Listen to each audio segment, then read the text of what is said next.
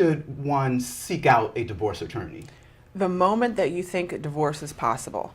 I would much rather meet with somebody early on, even if they're not ready to move forward, to have the discussion about the things they need to be preparing for. So they need to be putting records aside, particularly if you have a spouse that manages the funds so that you know what's available.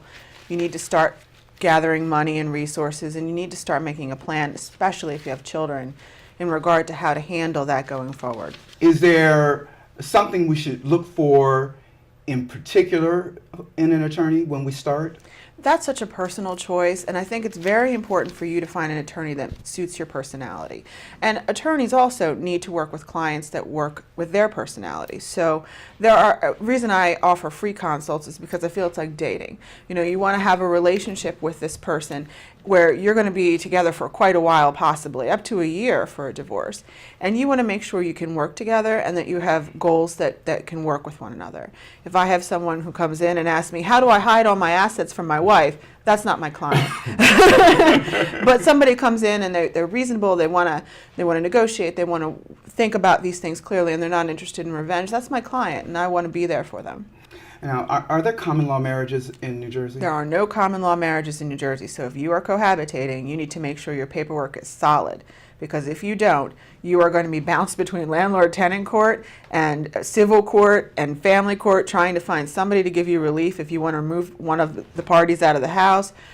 You can't distribute income or anything like that. In cases like LGBT or cases involving child support, should we be looking for attorneys with specific skills, specific knowledge, specific experience, or will any divorce attorney do?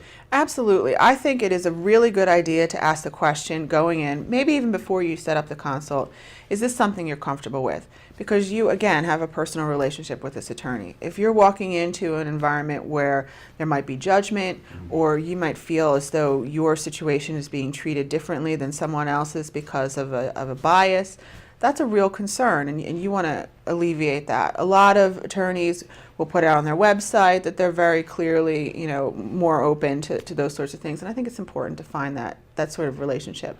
One area I do a lot of work in is domestic violence, and people who have been victims of domestic violence have a certain mindset that some attorneys don't understand.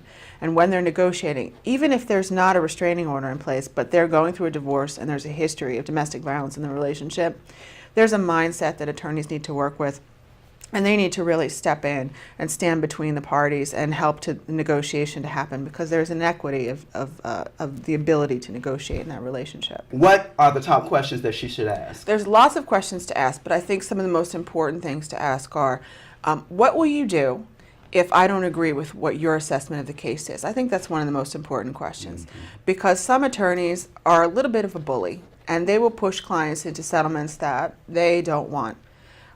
I will never do that to a client. If we really can never come to an agreement, I may suggest actually that they see another attorney and get a second opinion, because sometimes people are being unreasonable, they're emotional, they need to really have some clarity.